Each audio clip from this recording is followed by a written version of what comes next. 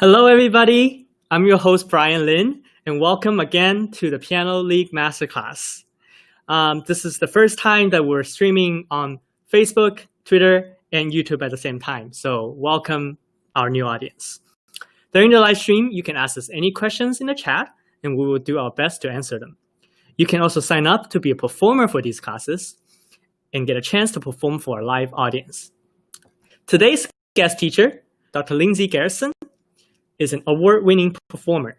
She has received top prizes at the Montreal International Piano Competition, the Bosendorfer International Piano Competition, and the Mozarteum International Chopin Competition. She was invited as one of 30 participants internationally to compete in the 2013 Van Cliburn International Piano Competition, and she was selected as one of 6 finalists for the 2014 German Piano Award. So, without further ado, please welcome Dr. Lindsay Garritson. Hello, thanks for having me. Hi, Lindsay. How are you? Good, great to be here. Great. I'm so glad that you're here, and I'm very excited to be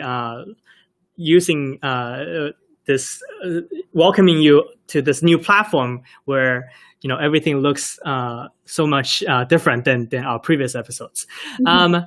So our topic today will be on competitions, and I think it's very fitting considering that you have done so many competitions and have such success in them. So my first question to you would be, what have you gained? What do you think you have gained from your decades of experiences in competing?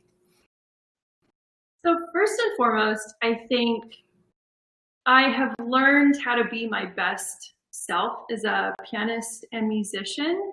Competitions require you to really push yourself technically, artistically, and just how you present yourself to an audience. So I feel like I've really been able to hone all of those skills over the years of doing competitions. I've also learned my strengths and weaknesses as a pianist. Doing competitions, you get a lot of critique from judges, audience members, and it really shows you, what you do very well and what you can improve on. So that's been a great learning experience. That said, the critique part of doing competitions can be at times discouraging because obviously we can't all win first prize. We can't all place. We can't always advance in the competitions that we do. So I think learning how to be confident in oneself and one's abilities at the keyboard and as a musician is something that takes a lot of experience to do. And I think it's, you have to get to a place where this confidence is innate in what you're doing because competitions are so difficult and a lot of pressure sometimes. And one of the other great parts of doing them has been just the exposure I've gotten from competitions nationally and internationally, especially with live streaming and social media. I feel like people have gotten to know me and gotten to know my playing with a wider audience than maybe even 10 years ago. So those have been great things that I've been very grateful for having done so many competitions. What kind of advice would you give a student who may be who is interested in trying out competitions? Maybe they don't know how to start looking. What advice would you give students like that? I would say, no matter what, always talk to your teacher first before doing competitions and really make a strategy or a plan, because you want to make sure that you are preparing for competitions for your short-term goals as a pianist and your long-term goals, and you want to find the right competitions for where you are at any given point. And so talking to your teacher and deciding which ones you're going to do is really important, and working with your teacher closely on all the repertoire that you're preparing for them. I started doing competitions when I was 6 years old, and I started at the regional level, and then the state level, and then national and international. And so I think it's important also, depending on how old you are, where you are in your studies, to start locally and then build your way slowly to as far as you'd like to go. So really having a plan for your studies and having maybe particular competitions as goals to work toward is really great to do. So start small, and then as you get more experience, do bigger competitions. Yeah. So right. So but just on the topic of selecting competitions, what kind of if let's say we have 4 or 5 competitions that we're choosing from, and they are similar in sizes, what do you look for? What did you look for when you were young, when you were starting out and doing competitions? What kind of things do you value most when you choose a competition to participate in? Yeah, well, again, it really does matter on the age and where one is in their studies. Because when I started off at the local level, there weren't so many competitions to choose from. So basically what I mean by that is that a lot of people at my level, at my age group, did the same competition or two. So that was kind of more easy to figure out with my teacher. But then as I got into maybe more statewide and national, that sometimes had to do with maybe the repertoire requirements, or maybe how much time I would have to prepare before them. Because keep in mind, you always want to make sure as much as possible that you're prepared to the greatest extent that you can be. You always want to put your best self forward, so to speak, when you go into competitions, because they are a lot of pressure generally. And so if you know that you're going into it not having prepared as well, or maybe you had something in school beforehand that you knew about, that you knew would take away from your preparation time, those are the kinds of things you want to be aware of when you're thinking about which ones to do. Right. Speaking of repertoire, we know, I've also done my share of competitions. We know how much time it takes to really,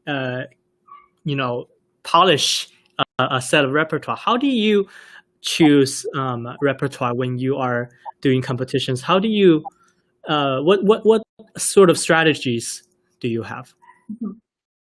I would say the most important thing, no matter what you're doing, is to make sure you're not playing things that are brand new or things that you haven't had opportunities to perform, because like I just said, there's so many kind of pressures that are not the same as just preparing for a performance, that you want to make sure that you're as comfortable as possible with whatever repertoire you're playing.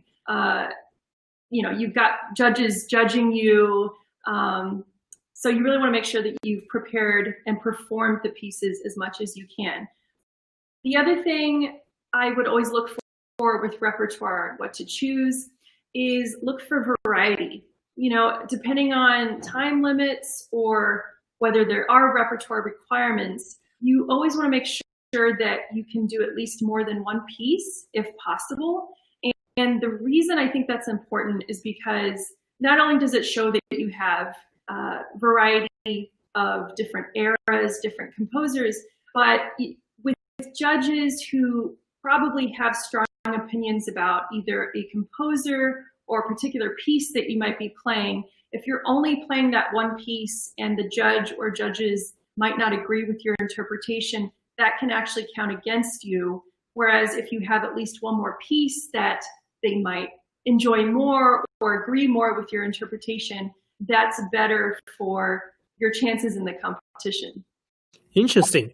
I believe that's actually a topic that I've heard different opinions on, or a variety of opinions. Some say to me that it's better to play your forte, or like it's better to play a style that you are most comfortable with or the strongest. But it seems to me that you're saying that it might be disadvantageous if you only have a style and not have anything else to offer. Is that right?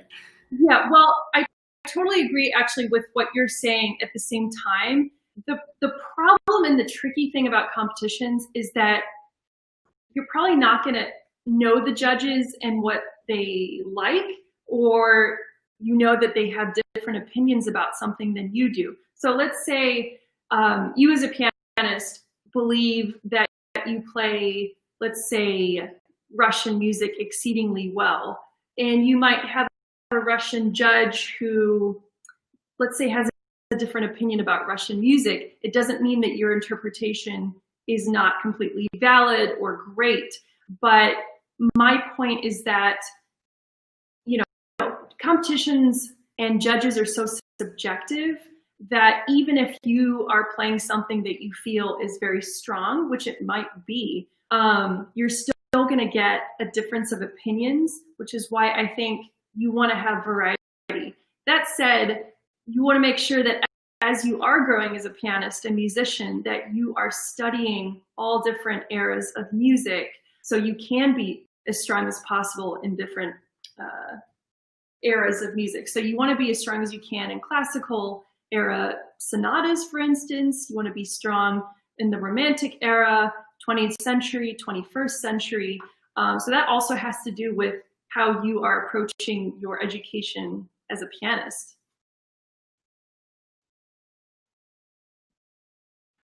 Oh, I can't hear you. Oh, yeah, I muted myself just so that there isn't a lot of noise coming from my end. I apologize. So I was saying it's it was a very good and insightful advice from you. And let's talk a little bit more about the prepare side of the competition. Let's say you've decided your repertoire. You've selected a repertoire, discussed with your teacher which competition you want to do. Between the moment that you submit the application until the moment that you do the competition, what are some of the most important things that one should do? And is there, another question on top of that is there a difference between, let's say, you're preparing for a recital versus if you're preparing for a competition? Mm-hmm. Yeah, so going back to repertoire and what that means in terms of planning for competitions, at least in my experience, I love learning new repertoire as much as I love continuing to play pieces that I enjoy playing and I know I'm strong at. So, you want to have a balance with bringing new pieces into your repertoire that you can get into the orbit of performing, and also feeling confident with whatever you're playing at a competition. So that's also why I think it's so important to strategize and plan ahead. Let's say you want to do a specific competition in 1 year's time. If you have the opportunity and time to learn some new music before that year is up for the competition, that's something you want to be aware of. Because the better you are at planning these things, you really can incorporate new repertoire and be comfortable.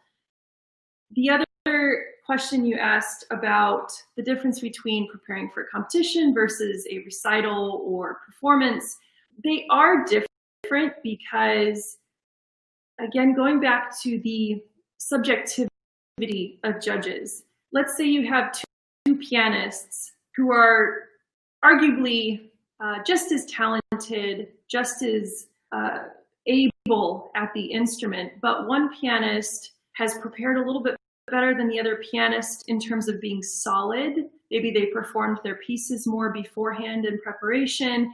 Let's say they didn't have any major errors, they didn't have memory slips, that kind of thing. And then this pianist is just as good, but maybe they just didn't perform the repertoire as much. Well, when you have pianists at such a high level, and these days, there are so many great pianists at all different levels of competitions, that when it comes down to it, judges are probably going to choose the person who didn't have as many superficial mistakes. It doesn't mean that this pianist is better than this one, but there are more superficial things that you have to be more aware of as you're preparing. So that means playing all the right notes, or at least trying to. We always try to play all the right notes, of course, but sometimes those kind of very small superficial things are what make one person get first prize or one person advance in a competition and this other person didn't. So would you say that competitions are less tolerable when it comes to mistakes? They are less tolerant when it comes to mistakes. Yeah, they are. I would say, at least in my experience, in general, that's been something I've experienced. It's just the reality. You know, you get a performance, for instance. It's not a competition. You might be able to take a little bit more freedoms or make some decisions artistically that would not be as safe if you're in a competition, because you've got a lot of different opinions from judges who might not want you to take those risks. So that's obviously not a positive necessarily of competitions, but it's a reality. And so you have to prepare with all of those things in mind. But I will say that along those lines of being very detailed in your preparation, it is great to force yourself to look at all the details of the score of whatever piece you're playing, which is ideal whether it's a performance or a competition, and just looking at what the composer has written, you know, dynamics, articulation. Sometimes it's easy to gloss over some of those things when we're just preparing for a performance. But when it's a competition, you want to do well as well as possible. You're going to look at all the details, be as clean as possible. So that looking at the score is, I would say, a positive. Understood. Yeah. Understood. One of our audiences asked if they wonder if we see their comments. So the answer is, I see your comments. Lindsay doesn't, but I will relay your questions to her if you have any. So feel free to ask any questions. And we do have a question coming from T. Michelle from YouTube. She asked, are most of the competitions classical, or can you play ragtime? So I'll hand this one to you. Okay, yeah, that's a great question. I do remember playing a ragtime piece that was really cool, and it happened to be very virtuosic as well, though. So it was a little bit more like the difficulty of playing an etude, for instance. And so with that in mind, it worked in the competition. So it really, I would say it really depends on what the competition is and whether they have repertoire requirements. But if it's free, I would say, or like free choice of repertoire, I would say, you know, why not include a ragtime piece? But again, you have to think a little bit like, you know, what is this showcasing? You know, if it's very difficult technically, that's one thing. If it's not as technically difficult, you have to think about whether this works in the scheme of maybe the emotions, the artistic value of it with the other pieces that you're playing around it. Understood. Yes. I don't think I've done, you know, I've always been very conventional when I choose my repertoire, but there definitely is a case to be made, right? For playing, you know, somewhat, you know, like pieces like jazz and ragtime, where it's, if you think it showcases, you know, something, if it's showcase something of your talent, then I feel like Lindsay said, why not, right? If it's right. So yeah, so that's your answer, Michelle. Very good. So feel free to ask more questions, audience. All right. So we talked about preparing, you know, selecting repertoire carefully, and then preparing and performing before you compete, and making sure that everything is polished. What about the moment you're on stage? So when you are on stage, you've practiced a year and you're finally there. What are some of the things that you could do the day off? The day of? The day off. You mean like in yeah, well, however you want to take that question to mean, basically, is, let's say, when you're on stage, is stage presence, does stage presence matter? What can you do to make sure that you present, the best side of yourself on the day off? Yeah, no, that's a great question. And it's something that is very difficult to do. Everybody responds differently under pressure, but generally, it is difficult to perform exactly the way you want under pressure. And that's something I've had to learn a lot about myself. I would say, again, going back to the preparation process of all those months and years you've been working toward a particular competition or performance, you want to get to a place in your practice where you have complete focus and try to replicate what it feels like on stage. And obviously that is, you can't do that completely, replicating how it feels on stage, because you probably don't have people in front of you when you're practicing, right? But there is a certain amount of focus that you can practice when you go to the keyboard, when you're warming up in the morning even. And actually that's probably a whole other topic, but it's certainly hard to find that razor sharp focus that you have in performance and bring that to each practice session. And so that's something I try to get better and better at.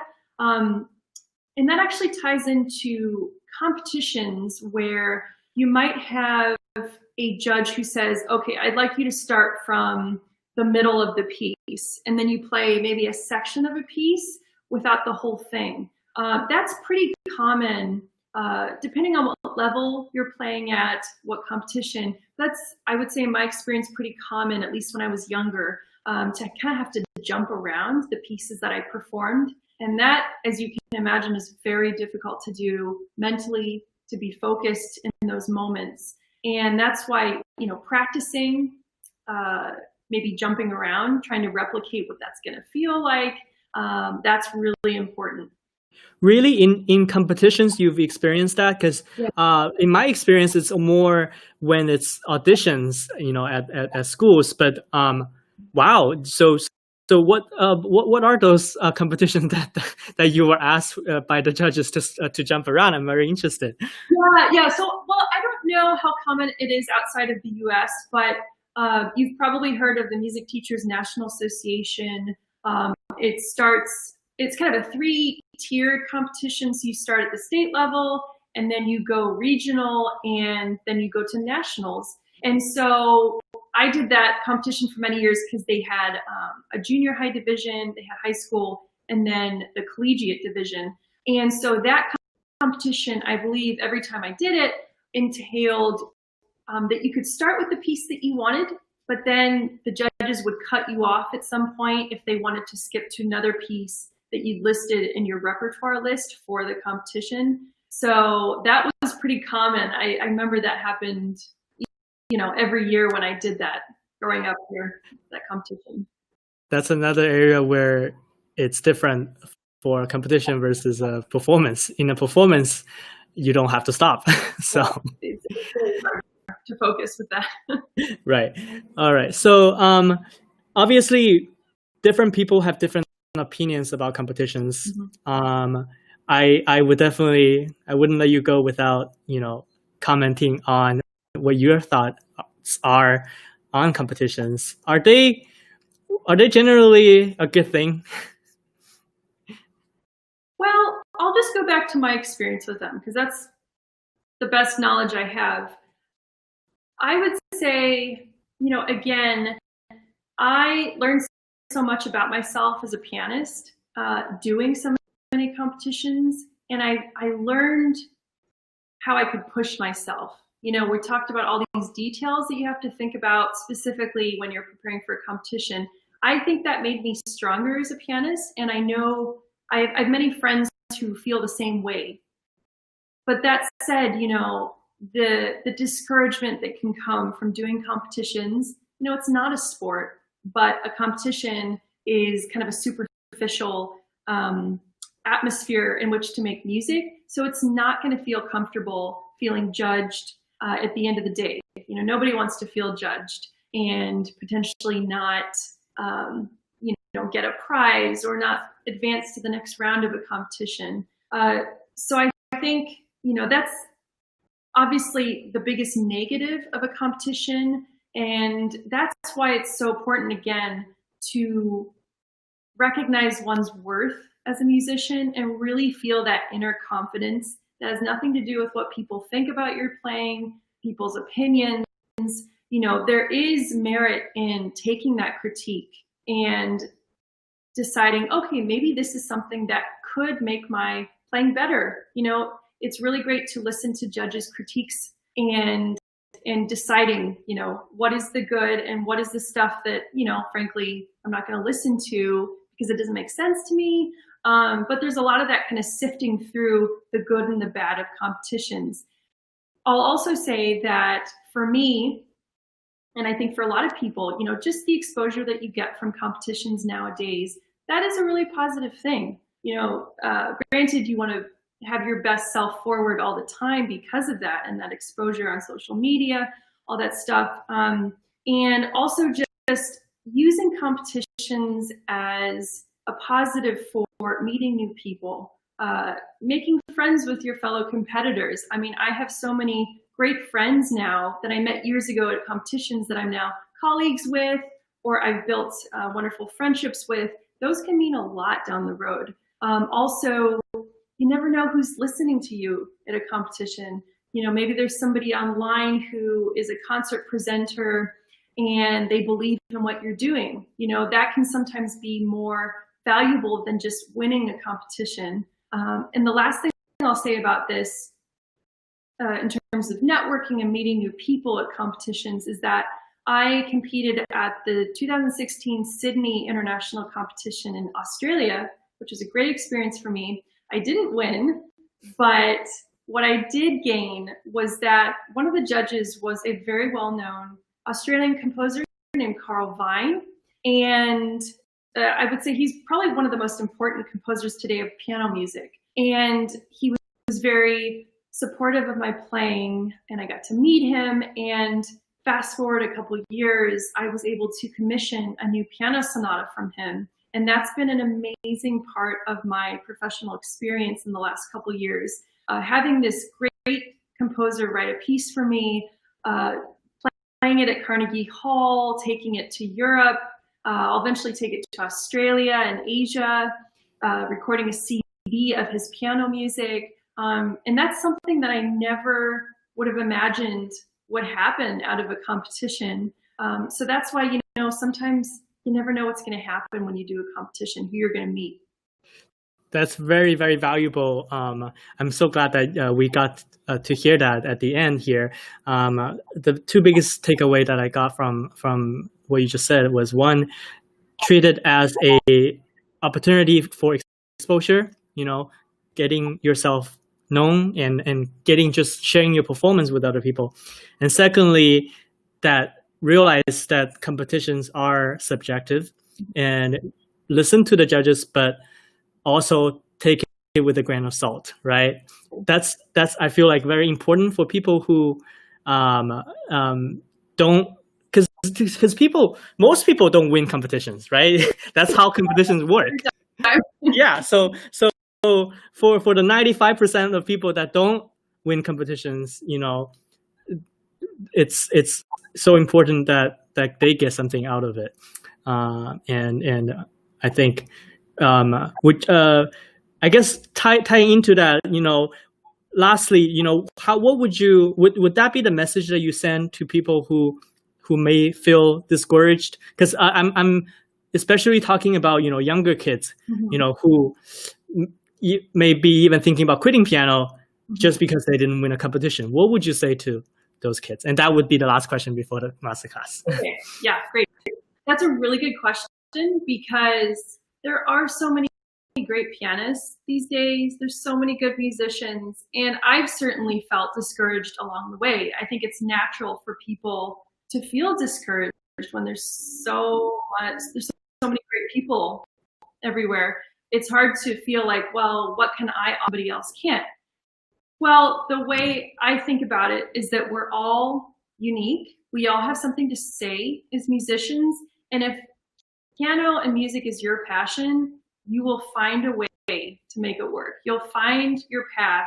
Only you can express what you express at the instrument with music. And so really, competitions don't mean that much at the end of the day, frankly, especially with this kind of changing world that we're in, not just with the quarantine and the COVID, with a lot of things going online even more.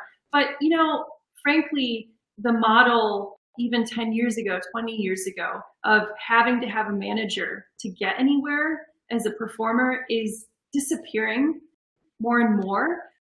There's so much we can do online and to promote ourselves. You almost don't need a manager to really get your name out there and get your product out there and your playing. So I would say treat competitions like a learning experience. As cliche as that might sound, that's really the most healthy way you can look at them, no matter what your age is, how good you are, what level you're at the moment. Really just treat competitions as a way to get better as a pianist, to push yourself, to look at all the details, to get your technique better, and to perform better and to perform more solid than you might that you might not achieve as much just thinking about a performance. So that to me is the most valuable thing and the most healthy way you can look at competitions nowadays. You touched another very important point to me.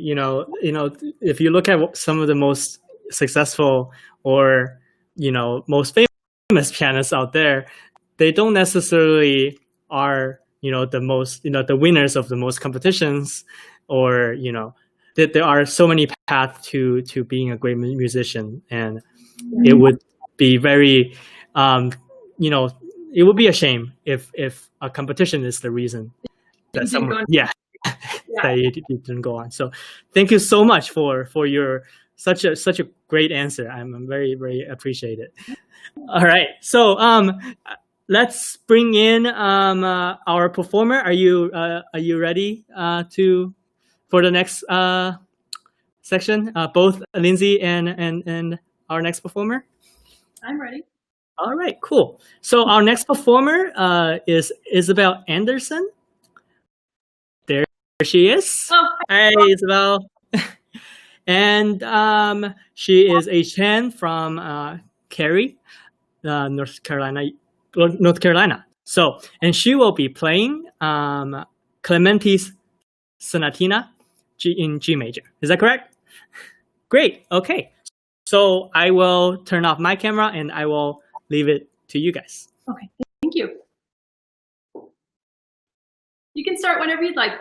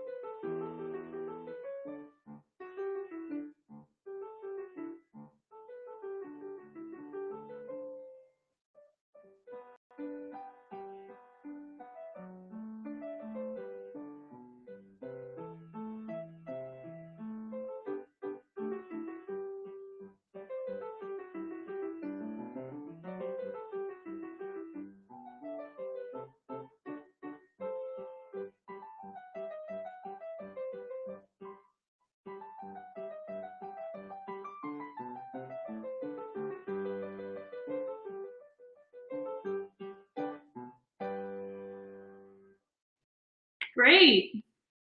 I really enjoyed your performance. Can you hear me okay? Okay, great. It's a little bit soft, but I'll try to speak louder. Yeah, very beautiful performance. You're very expressive when you play, and I love your phrasing, and you're very polished. So great job. How long have you had this piece for? Isabel, are you using an external mic? It might be because you didn't set the external mic. You didn't let the browser use your external mic, so your voice is very soft. So maybe for this portion, maybe you can remove the external mic and see if it's better. Can you hear me? Okay, that's better. That's much better. Great. Okay, good. Sorry, so what was your answer? How long have you had it? A couple of months. Mm-hmm. And did you choose it or your teacher chose it? I think my teacher chose it. Okay, and have you done other Clementi sonatinas before? No. No, okay. So I'll just start with some basic questions. I just want to kind of get to know you a little bit. What do you like about this piece? I like the happiness of it. I like how happy it sounds. Mm-hmm. And I like the staccatos. Great. Okay, so my next question to you actually was going to be what makes it happy. So the staccatos, is that part of what makes it happy to you? Yes, and like the tempo, the pace. The tempo. Okay. Yeah, I would agree with that.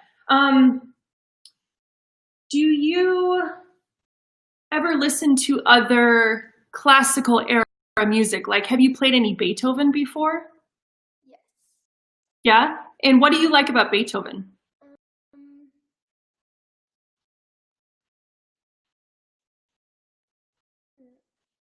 Or what do you think of when you hear Beethoven's music? It depends on the piece. Like, if it's sad, like,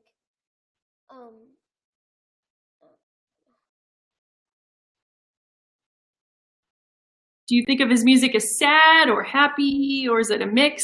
It depends on the piece for me. Like, sometimes, usually I think of it as, like, the slow tempo makes it feel sadder for me.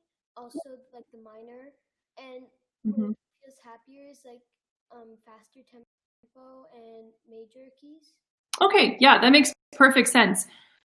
One of the things I thought you could do even more of has to do with the classical era, which this is from. So Clementi, Beethoven. One of the things that makes it distinctive is the sudden dynamic changes. And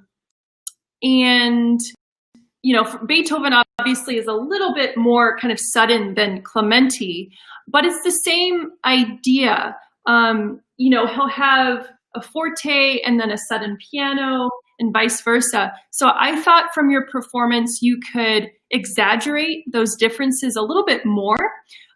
Sometimes when we're performing, we have to exaggerate not just the dynamics, but what we're trying to convey. Does that make sense? Yeah, because sometimes, we're at the piano and we're doing subtle things, and sometimes an audience member is not going to get the same impression that we think we're conveying sitting at the piano. So I think, the more you can bring out, especially the fortes from the piano dynamic, it'll be even more exciting to listen to. And as you said, this music is very happy to you. And I totally agree with you. And you said the tempo makes it seem that way, and the staccatos and all of that good stuff. So I think I just want a little bit more exaggeration of those elements from you. So let's start with that, just thinking about the dynamics. Could we start, let's see, I don't know if we have the same score in front of us, but could you play up until the repeat sign of the first part? And really bring out the forte when it happens. Can you try that?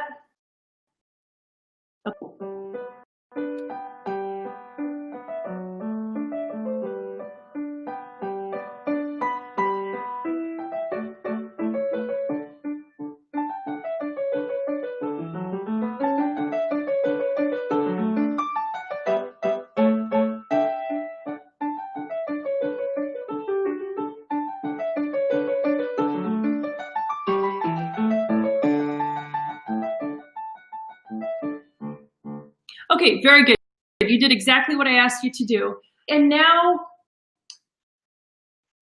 the other difficult thing to do when we see dynamic changes is how to decide exactly how to play forte, you know, because I don't know if we have the same addition, but from here,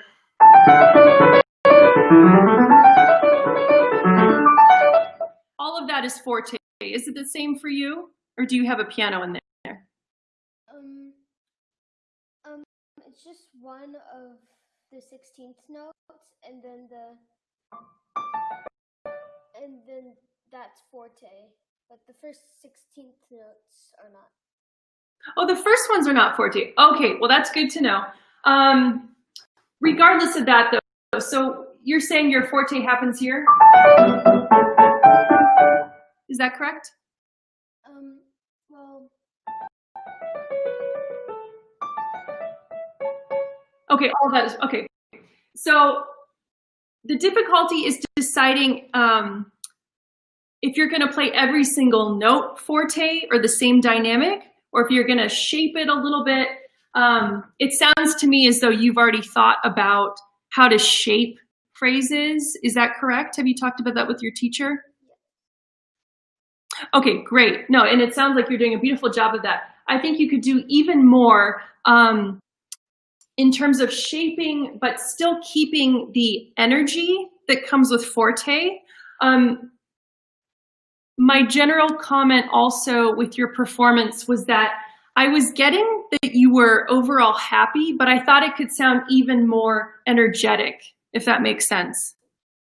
Does that make sense? Okay, yeah, because sometimes, let's talk about the piano dynamic. So sometimes when we see the piano dynamic, it loses a little bit of the energy, because at least with me, I don't know about you, but in the past, when I've seen a composer write with a piano dynamic, I sometimes automatically assume that it's not as high energy as something that is written forte. Does that make sense? Yes. Okay. And by the way, you can tell me if something doesn't make sense. Please tell me if you need to clarify anything. I just want overall your performance to have even more energy than it did. This music is very brilliant. You know, it's got the 16th notes, as you said, the staccato markings, that all makes it sound very happy, energetic, brilliant. So it's just, again, doing even more of that. So I'm going to start at the beginning. I'm just going to play a few measures and just show you, hopefully, what I'm trying to say with the amount of energy in piano.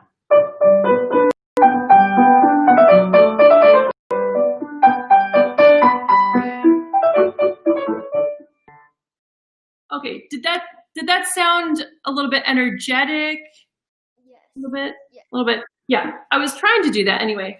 And I think also the way that you're treating your left hand can contribute to a little bit higher energy. Actually, can you just try your left hand at the beginning, like the first line?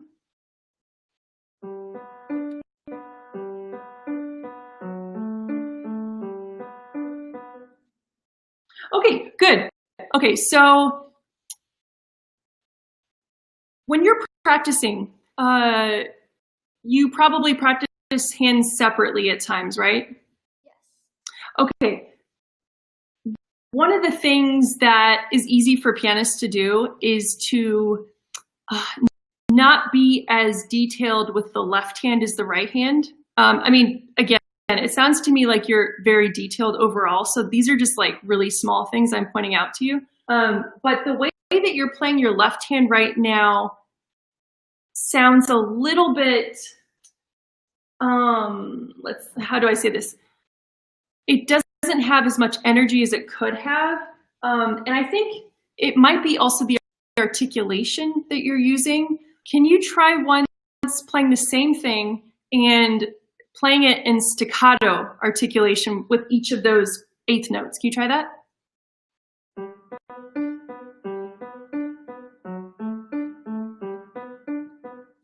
Okay, very good, very good. So basically, staccato makes everything have a little bit more energy, right? Because of the release. It's a shorter release, and it changes the character suddenly. So what I'd like to hear you do is somehow combine the energy that you create with the staccato while still having it more connected as you did before. Somehow combining the two. So let me try it once, just the left hand.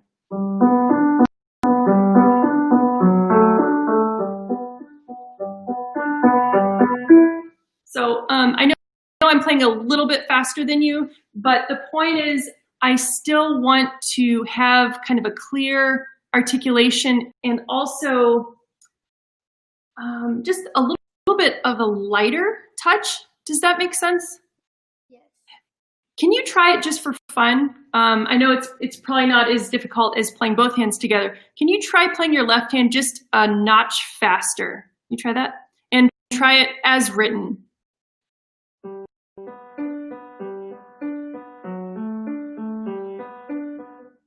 Very good. Okay. Yeah, sometimes the tempo does make a difference with the overall energy level, but in this case, it should, you should be able to get energy regardless of the tempo that you're playing. It is hard to do, but you're perfectly capable of doing it. One of the things I'm hearing right now, just from your left hand, I'm hearing a little bit of an accent on the Ds.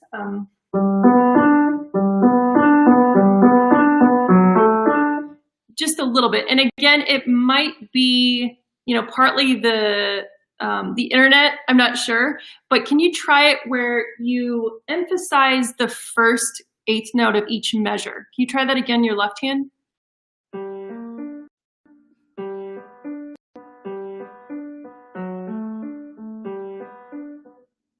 Okay, very good.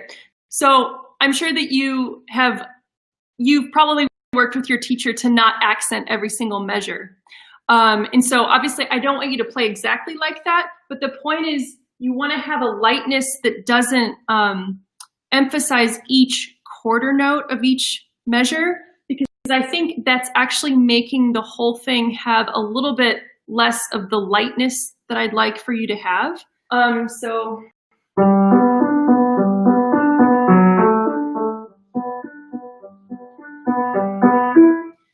that's a little bit more of what I'm going for with you. The other thing, and again, please tell me if you need to clarify anything, because I'm asking a lot of you. Can you play the same thing with your left hand, but can you now play it so it's just chords in every measure? So one chord per measure. Can you try that like this? You try that?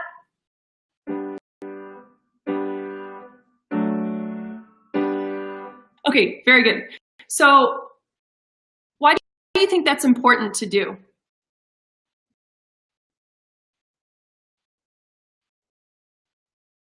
So you can get the evenness and really see all the notes. Yeah, no, that's exactly right. I don't know if you've ever studied harmony. Have you gotten to that yet? Not really. Yeah, no, that's fine, because you're very young, so I wasn't sure. You probably know, though, that certain chords have more tension than other chords. Yeah? So like this chord, for instance, this chord at the beginning compared to this chord has a little bit more tension, right? Yeah. And that has to do with harmony and the notes that make up a chord, as you said. So what I want you to do as you're working on this piece is to practice this piece that way, left hand alone, with the chords in each measure. Does that make sense? Yeah. Okay. And the reason that I want you to do that is because I want you to feel a little bit more the uniqueness of when the chord changes and there's more tension, and then maybe the tension goes away. And the reason that's important is because it gives the music an overall shape.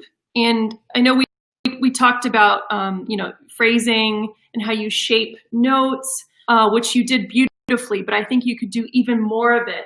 Part of the thing that makes maybe a performance more exciting than another performance is the attention to the chords and what each chord means. So I think going through this first movement, if you can be a little bit more attuned to, a little bit more sensitive to when these chords change, because there's such subtle changes, that will make your performance also more exciting.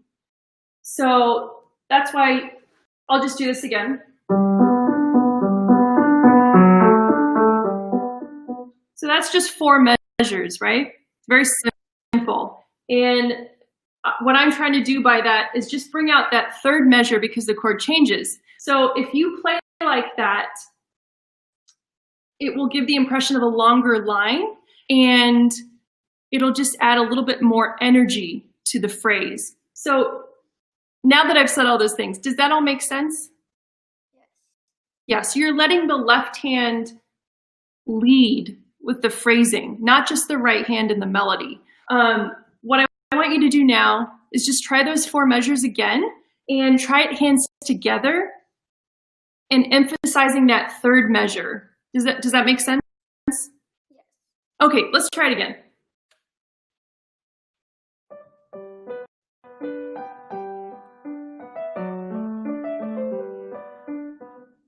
Okay, yeah, so that's the idea.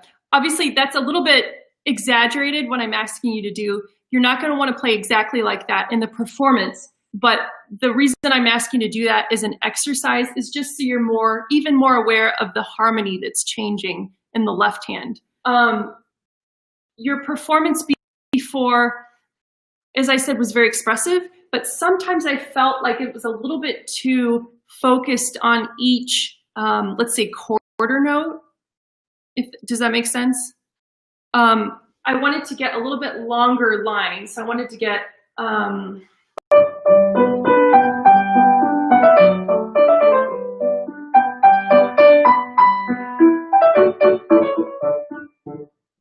so what I'm trying to do is just create kind of this shape. Did you hear a little bit of that? Yes. A little bit? Yeah. And that's always something that we try to do as pianists, and no matter what piece we're playing, look for the longer line that you can create. And oftentimes the chords in the left hand can help you create those longer lines.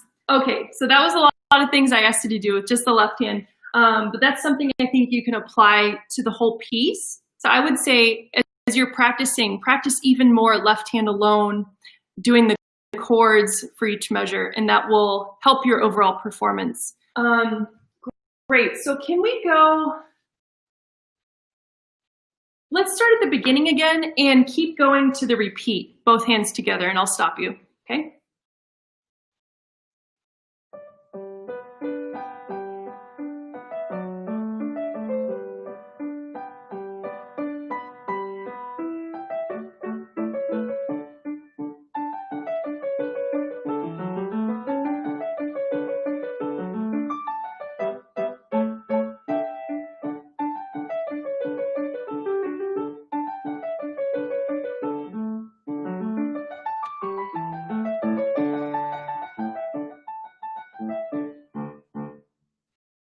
Okay, very good. Yeah, very good playing.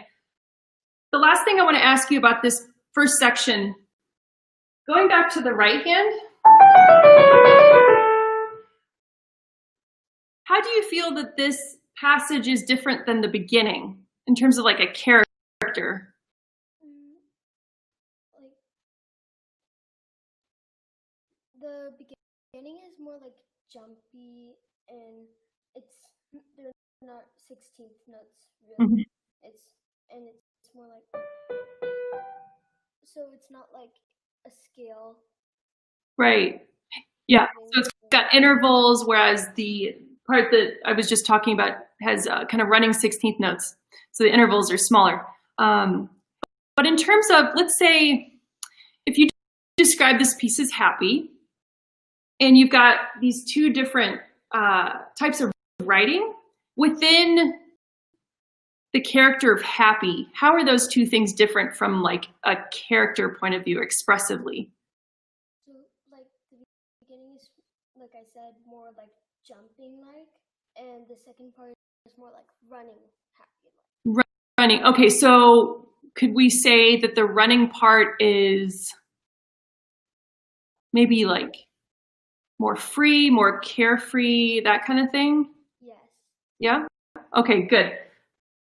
That's the other thing. So what I'm trying to ask you to do is, you already decided what the character of this movement was, but obviously there are a lot of different little changes that happen within that character of happy. And I think the more clear you can be about those small, very subtle changes, that will also make your overall performance more engaging and exciting to listen to. So let's try something as an exercise again. Can you play starting at the measure where the 16th note starts? And can you try playing, or let's say, decide if you want to do maybe a crescendo or a decrescendo in each one of those 16th note passages. Can you decide which one or which ones you want to do? Just for fun. I think in the first one I'll do decrescendo, and then the second one I'll do a crescendo. Okay, so let's try it. Try playing it.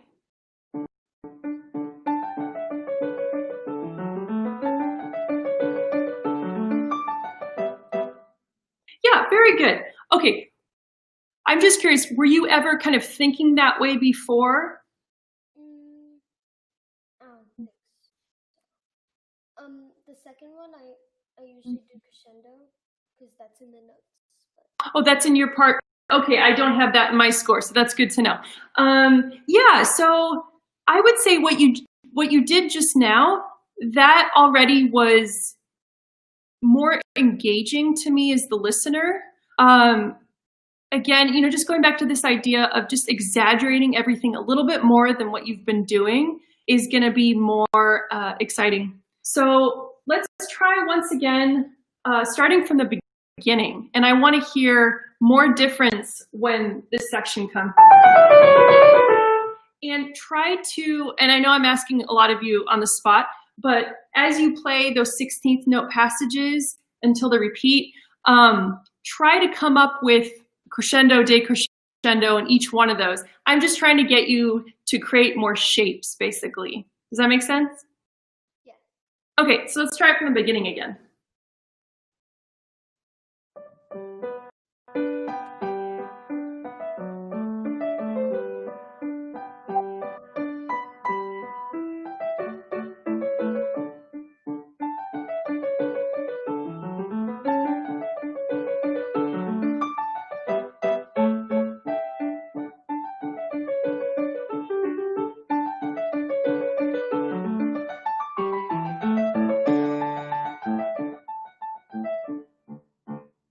Okay, very good, very good. You did exactly what I asked you to do, so that's great. So at this point, what you would then do is decide, obviously the music repeats, right? So you've got, it repeats that second time on the third line. Do you see that? So what you'd want to do when you're trying to figure out like these crescendos and decrescendos, you don't want to play the repeat exactly the way you played it the first time, right? So, does that make sense? You always want to come up with variety when you have something that repeats. Does that make sense? Okay, good. So why don't we go briefly to the second part of this? Can you start from the repeat?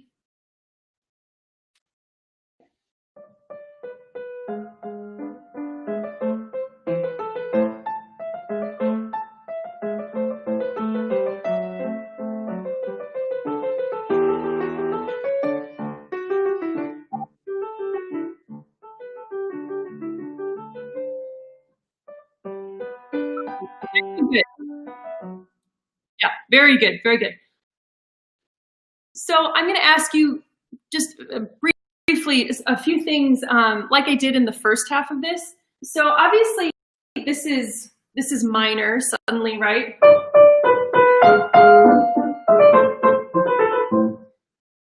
Is that, how would you describe that? Is that sad? What is that? It's a bit more, yes, it's a bit more sad. Okay, and let's see, how do you feel? So is it because of this chord that it feels sad?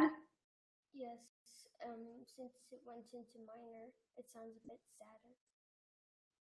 Right, okay, good. And the thing I want you to do is make that F natural a little bit more, let's say, special, if that makes sense.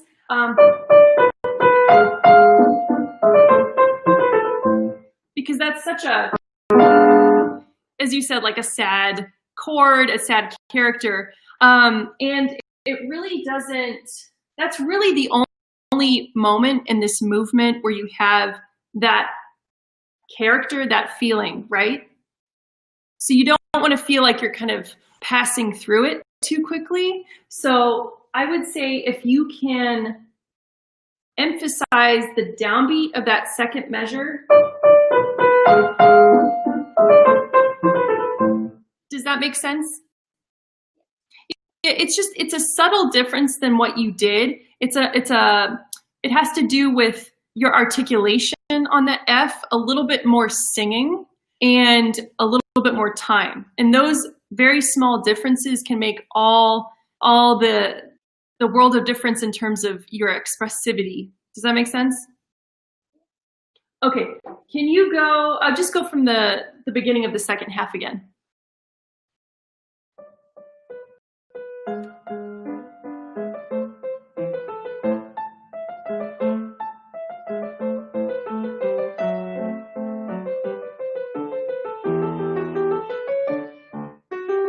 Very good.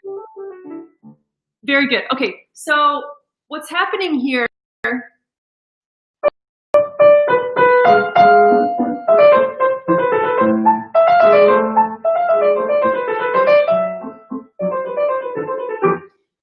So this F happens, and then the E happens, right? It's a pattern, right? It repeats, but it's a slightly different note. So my question to you is, how is the E, what does that mean against the F natural? How are those two different? Sound is different, and I think F sounds more like out of place. Okay, yeah, very good. I would say, okay, actually, let me clarify with you. What did you mean by sound specifically? Like it sounds stranger, like it sounds like it doesn't belong in the piece. Okay, so when you've decided that, when you're trying to decide how the two are different, are you trying to play the F natural louder or softer, or how do you translate the strange quality of it? I think it just sounds different than the other notes. Okay, yeah, no, that's completely right. I would like for you to be a little bit more conscious of what you want to do in terms of the dynamic, how it sounds. And when I say how it sounds, I mean, sometimes notes sound brighter than other notes. Does that make sense? A little bit? It depends on the context of notes too and how they kind of stand out from what's around it. But what I wanted to hear in your performance was, let's see, I'm going to start from the second half again.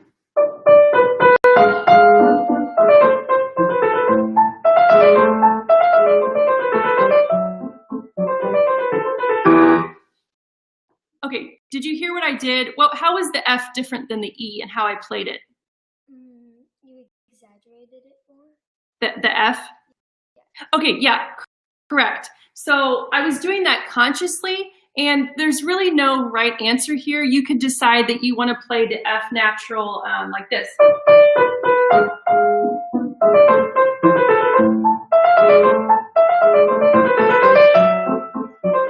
So I played that time the E. It was like brighter than the F natural. Did you hear that?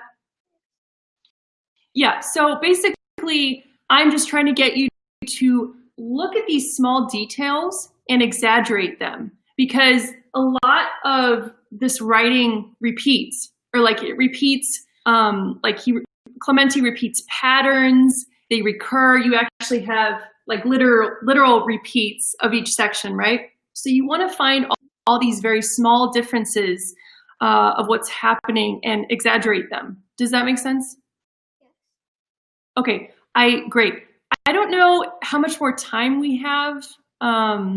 I think we are out of time. I think we're over time. Yes. Okay, let me just quickly, let's see if I had anything last minute.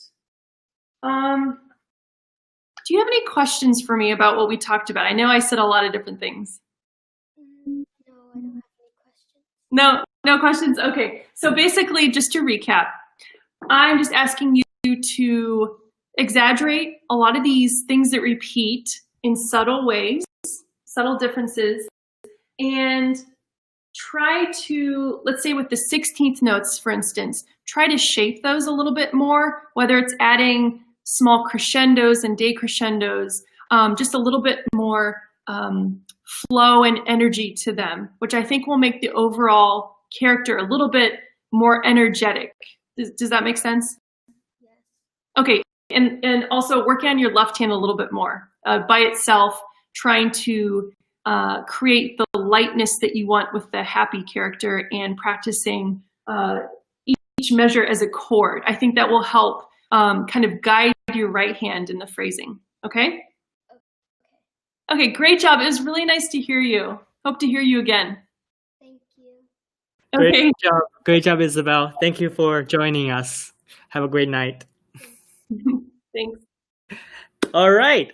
So, wonderful class. We will jump right into our next performer. We are already 10 minutes over, so let's get to the next performer. I think he is ready, so I'll bring him in. His name is Shivraj. Shivraj. Okay. Okay. Hi, Shivraj. Can you hear us? Yeah. Great, and we can hear you very well. So, I will turn off my camera now. Okay. Nice to meet you. Thanks for playing tonight. Okay, great. And I see you're from Brooklyn. Great. I'm in Florida right now. So, what would you like to play first? It's a Sonatina in G major by Tobias Haslinger. Okay, you're playing the second movement, is that correct? I think so. I don't really remember that well. We'll find out. Okay, so just start whenever you're ready.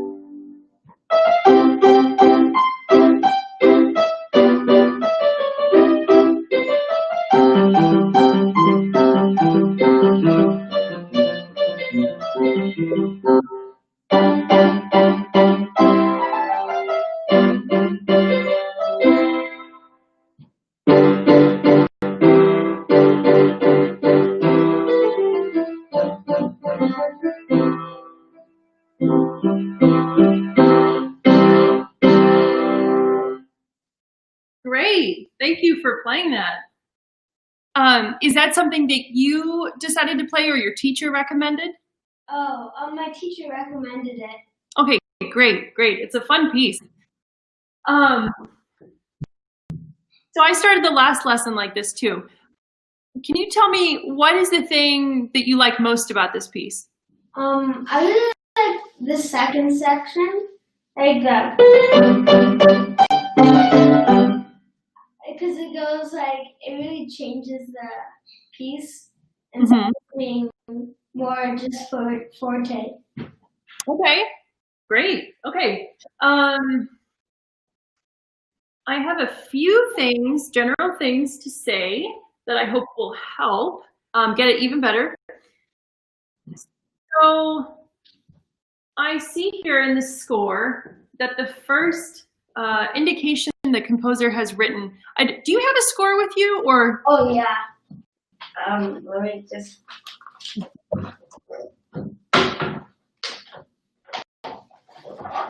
Perfect. I don't know if I have the same score as you, but do you have something written jocoso in the first measure? Oh yeah. Yeah. What does that mean? I actually don't know. Okay. So that means, from the Italian, it means playful, basically. And so that probably makes sense to you, right? I mean, it sounds very playful and upbeat, right? Yeah. Yeah. Okay, good. And you definitely had that overall in your performance. There were a couple of things, though, that I think kind of kept you from having the maximum amount of energy that you want to have in this. And the first thing I'll mention is in the, let's see, the fourth measure, you see your left hand goes like this. Yeah? Yeah. One thing I noticed when you got to that measure was that you slowed down a little bit. Did you realize you were doing that? Actually, I didn't realize I did. Okay, no, that's what I'm here for. So I think that was actually something that was kind of suddenly taking away the energy that you built up in the first four measures. So that's something I would be much more aware of as you're practicing. And it happened the next time you have that with your left hand further on the page. That type of left-hand writing is very typical for this era of composers. Do you know what that's called, by the way, that type of writing?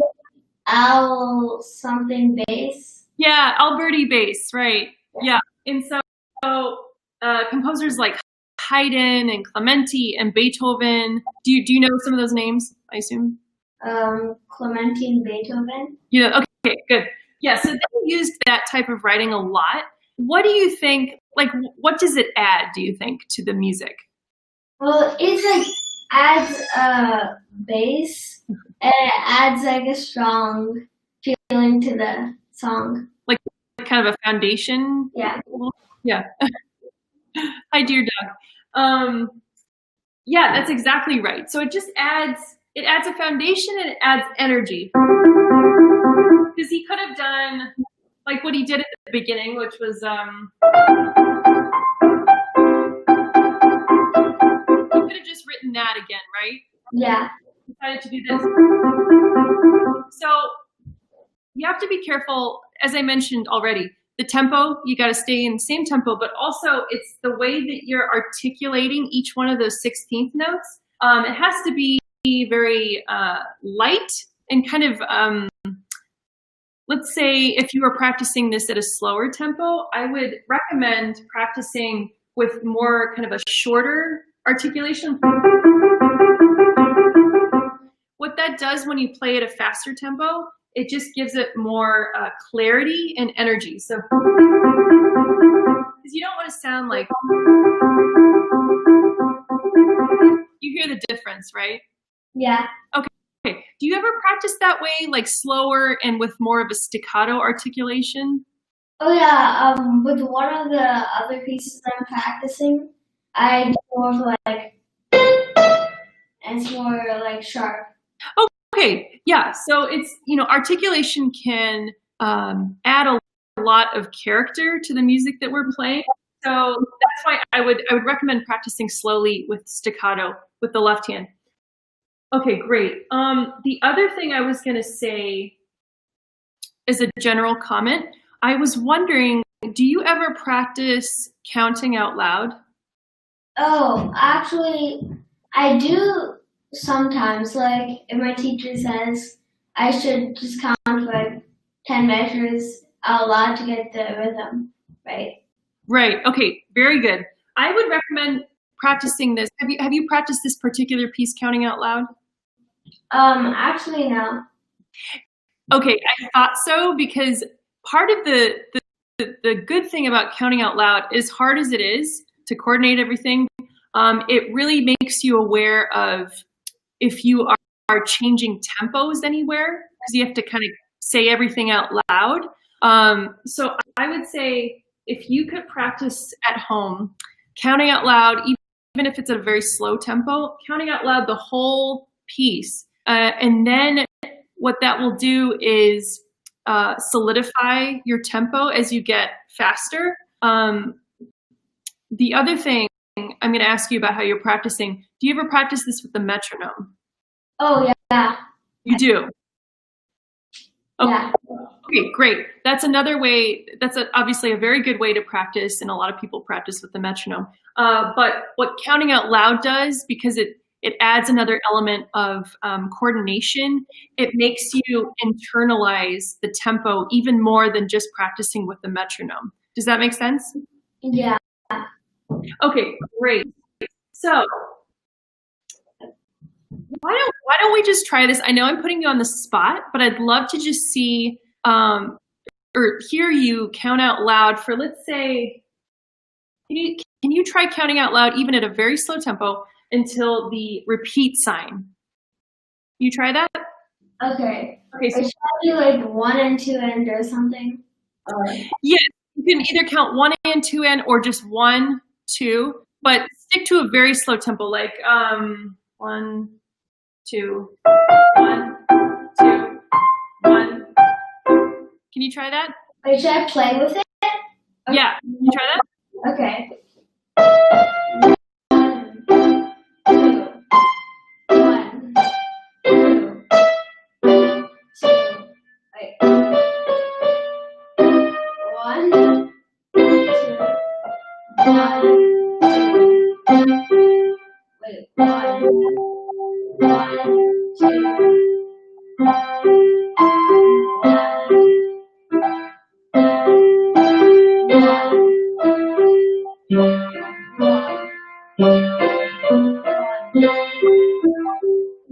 Okay, that was a good, I know it's really hard and I'm putting you on the spot, but that was a very good first time out with that. Actually, I would say because of the left hand, when it comes in that fifth measure, I would say practice it just like you did, but 1 and 2 and. It's a little bit easier when you get to the 16th notes. Yeah, does that sound good? Okay. Okay, so that will make your overall tempo so much more solid and even. Okay, so that's one major thing I wanted to bring up. The other thing I wanted to ask you about, I see here that there are a couple places, let's see, there's a fermata in the, I don't know if it's the same with you, but in the 4th line of my score, do you see that fermata? Oh yeah, measure 18. Actually for me it's 9. Measure 19, and then also in measure, let's see, measure 27 and measure 32, there are rests. You see those? Wait, yeah, you mean right at the repeat sign? Yeah, an eighth note rest. Yeah. You see that? Okay, and then there's a quarter note rest in measure 32. You see that one too? Actually, oh yeah, yeah. Okay, great. So I want you to tell me why do you think composers write rests? What is the purpose of a rest? I guess because there doesn't need to be an extra note there. You can just be silent. Yeah, okay, yes, that is true. But is there what do you think the purpose of it though is? Like, do you think the composer is trying to express anything in the rests, or is it just the notes that they're expressing something?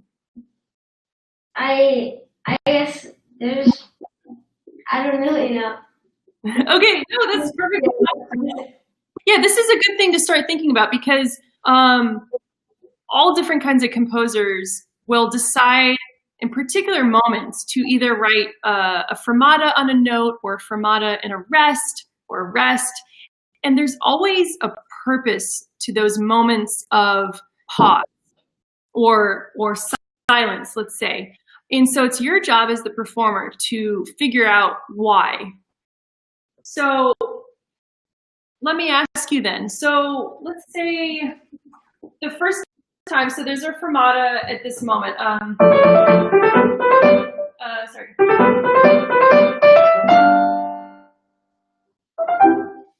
Do you have any ideas of why he would have written a fermata on that chord? As if to keep the audience waiting for the next part, I guess. Yeah, exactly. That makes perfect sense. So basically, you know, this music, as we already talked about, is playful. It's very humorous music in a way. It's supposed to be fun to listen to. You know, he'll suddenly change dynamic and basically keep the audience interested in what you're doing. You know, you don't know what's going to happen next. So exactly as you said, he writes that fermata. We don't know what's going to happen next, and then he does this. So yeah, exactly what you said. Your job is to exaggerate that moment and really give us a meaning of why that's happening. And if you do that successfully, it'll really make us as the audience be excited for what's going to happen next. Does that make sense? Yeah. Okay, good. And the same thing applies to when there's a rest. So, you know, at this moment in the piece, let's see, he goes, so that's another place, that small rest before the forte. You're holding the audience's attention of what could happen next. We're not expecting what happens, right? It's kind of out of the blue a little bit. So really making sure that we hear that rest, that silence, is going to make your performance more exciting. Make sense? Mm-hmm. Okay, so why don't we try that with those things in mind?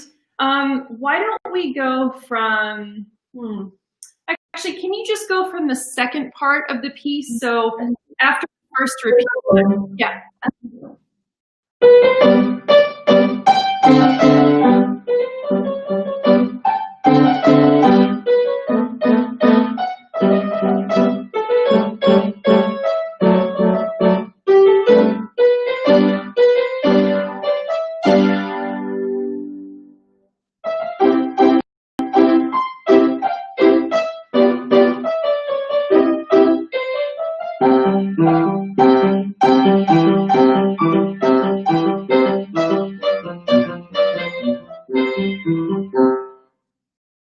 Yeah, very good. Okay, so I already could hear that you were thinking about that as you were playing, what we talked about.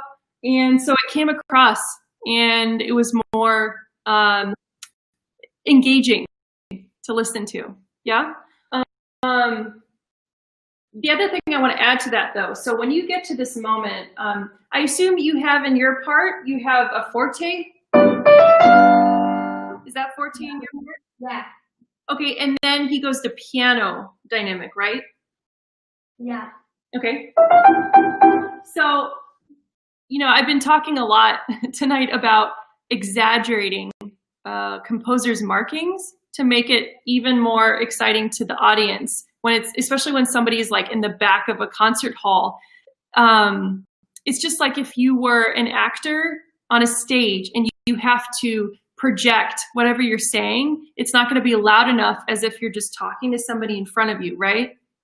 Mm-hmm. Yeah. So when you're performing, it's the same thing. Everything you do has to be slightly exaggerated so the person at the back of the hall can hear what you're trying to convey in the music. So with that in mind, when you get to this point,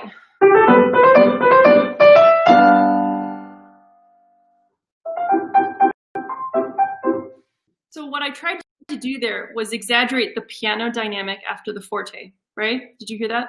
Yeah. Yeah. So what you were doing was a little bit more kind of in the same dynamic range as the forte after, like when that came in. So I wasn't getting the same excitement that I would if you were playing slightly softer when this melody came. Make sense? Yeah. Okay, so can you try this from The measure 9, I'm guessing? Actually, I don't think you need to play all that again. Why don't you just go from measure 18? Can you do that? Okay.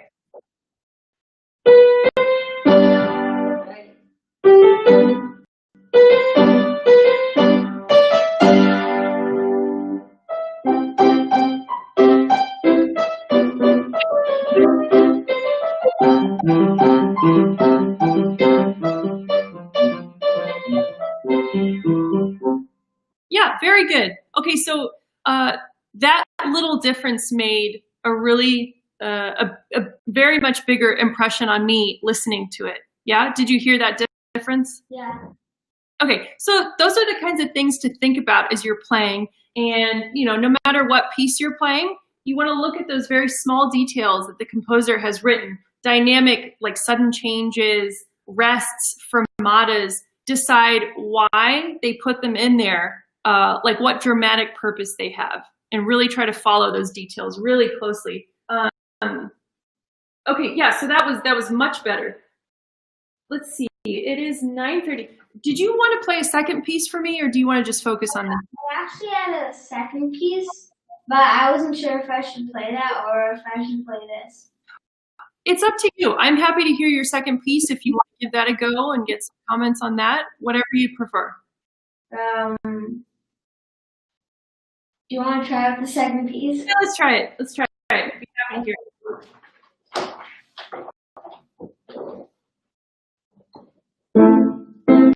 Oh, wait. Do you already know what it is? You're playing, yes, the arabesque? Yeah. Yeah, okay, great.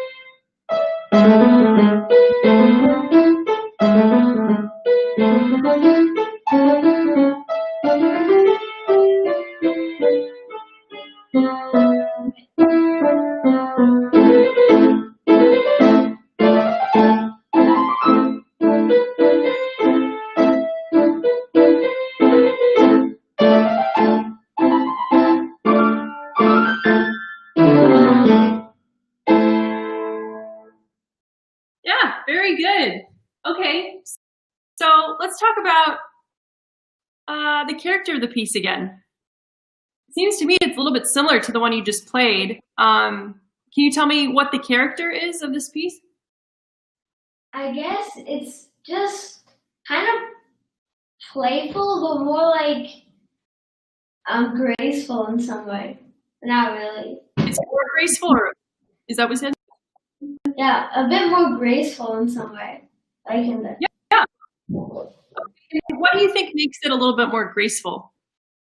I don't know, just the notes and the way you play it. It's like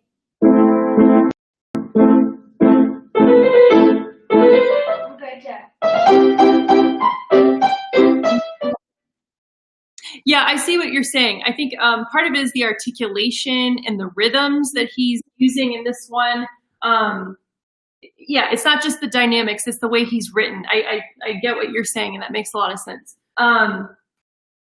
For me, like we talked about with the other piece, dynamics need to be exaggerated a little bit more, and especially with this one to get more of the graceful feeling to it. I think, a lot of the measures feature this, let's call it a gesture or this pattern. So it's almost like this group of, these groups of 5 notes are like one little, it's almost like they're little maybe bursts of light or something like that. They're very, very colorful. Does that make sense? Yeah, they're like a new part in some way of the piece. Yeah. So however you describe it, I think those little groups of notes are what make it kind of graceful and maybe brilliant, exciting, that kind of thing. So I think the more you can, especially start the piece a little softer, the more you have room to grow dynamically. So I'll start it again.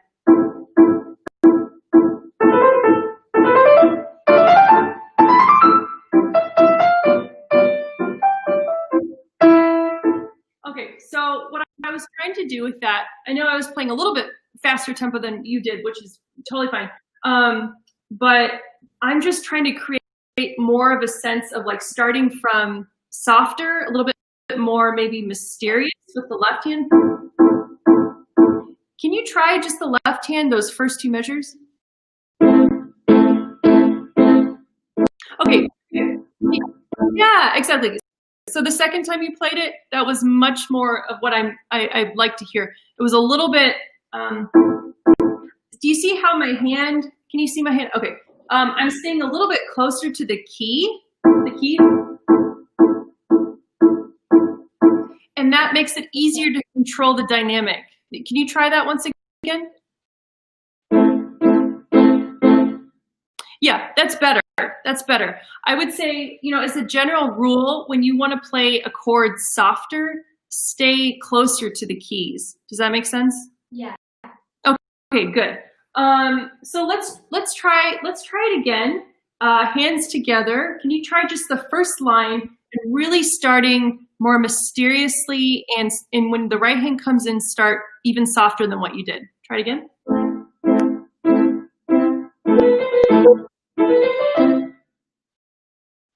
Yeah, no, keep going. Oh, wait.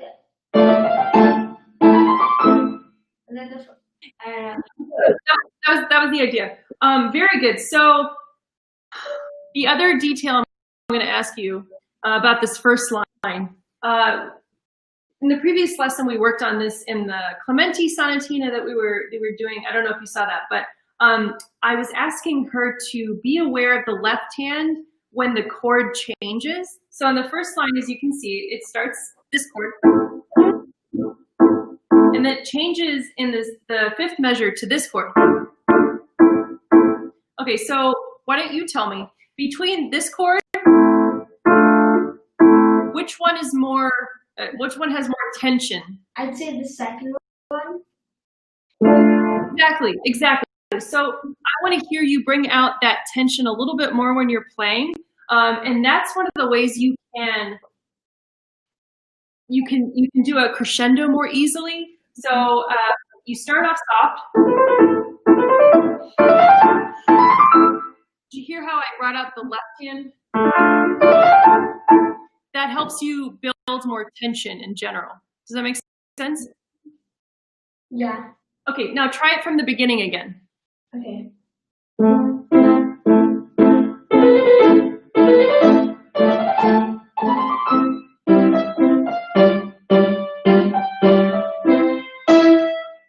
Okay, very good. That was better. So I would say, as you're practicing this piece more, be even more aware of the left hand when it's changing chords as a way to guide your right hand, especially when there's a crescendo and it's getting more exciting, more intense. Very good. So the last thing I want to say about this first part, you did it this last time around, but when you get to the first ending, let's see.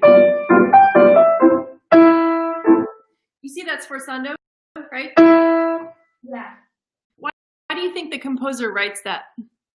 To add, like, I guess, loudness, the quiet, to make it a new part. I guess I've already said that, but No, it's okay. Yeah, it's basically it's a surprise, right? A little bit. mm-hmm. Okay, so that's one of the ways this composer is creating variety in this music. It's unexpected. So make sure, because I think the first time you went through this piece, you didn't really bring out that sforzando, and it just lost the excitement for me. So again, when you get to here,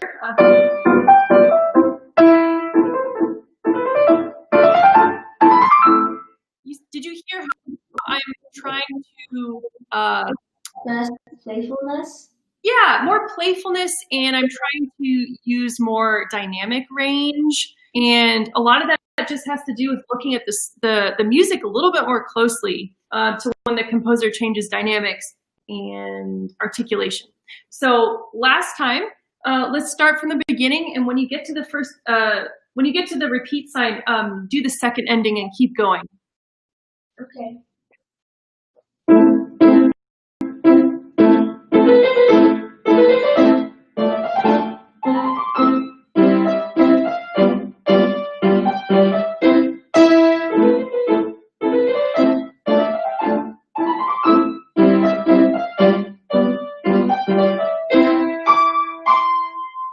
Keep going.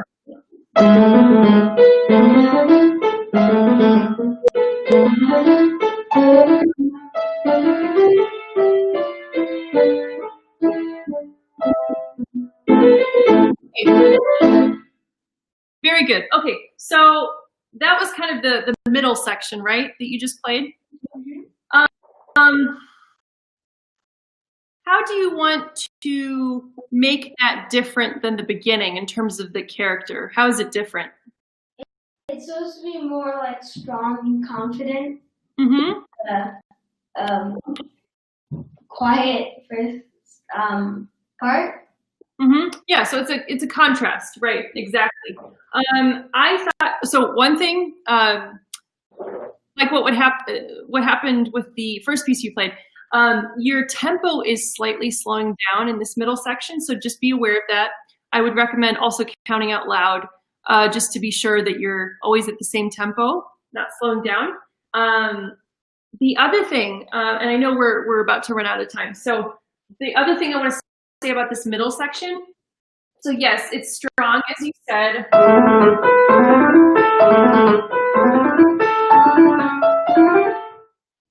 Do you have an accent written in the score? Do you have an accent there? No. No? Okay, that's okay. Actually, I do. Okay. Okay. So I want you to bring that out even more. As you can probably hear this. So he starts this. So basically the pattern in the left hand is exactly the same. It's just slightly different notes, right? Is the beginning of the middle section. Yeah. And it's the same rhythmic pattern as the beginning. But the notes are different. It starts in an E in the right hand. Here it's an A. So you probably want to bring out the second of those, that A, because it's higher. And it's, well, because of that, and he repeats the pattern, it's a little bit more intense, correct? Yeah. Yeah. And then from there, as you did beautifully, you came down.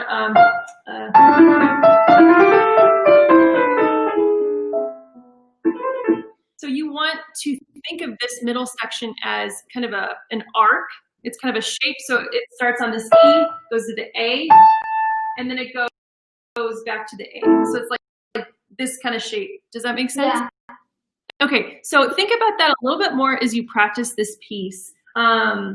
Looking at the composer's indications, so that means the dynamics, the articulation, and looking at patterns when things repeat and what they mean, because oftentimes when something repeats, it has more tension, or just it means something when a composer repeats a pattern. And you always want to bring that out in the performance, okay? And then the other thing is just counting out loud in general with both pieces. I think that'll really help get your tempo more steady, yeah? Okay. Okay, do you have any other questions about what we talked about? Not really, actually. Not really? Okay, I hope that was all clear. But you're on a really good path with these, and just work on the things that I mentioned, and you'll be great. So thank you for playing for me. Thank you. Yeah, nice to meet you. Thank you. Thank you, Shiraj. That was a wonderful performance. Good job. Yeah. And thank you for joining us. All right. Wow. Went over a little bit. Sorry about that. No, that's I really appreciate you staying over and sharing your wisdom with us. I think it's such a every time we have these masterclasses, I think it's such a miracle that it works. It worked, and technologically, and getting resource-wise, getting wonderful teachers like you, and getting the students set up. And I really appreciate everyone's effort in this. Yeah. Thank you again for being on and sharing your wisdom with us, Lindsay. Thanks so much for having me. It was really a delight to talk with you, and here are some really talented students. So thank you for having me. Likewise. Okay, so with that said, we will finish our today's episode. Thank you guys for watching and sticking with us till the end. If you want to see more piano content, you can follow us on Facebook, Instagram, YouTube, and Twitter. We're pretty much on every social platform you can think of. With that said, happy practicing, Piano Leaguers, and I hope we see you next time, which is next Tuesday at 8 p.m. Again, we have our next masterclass. All right. Goodbye, guys. Happy practicing. Bye.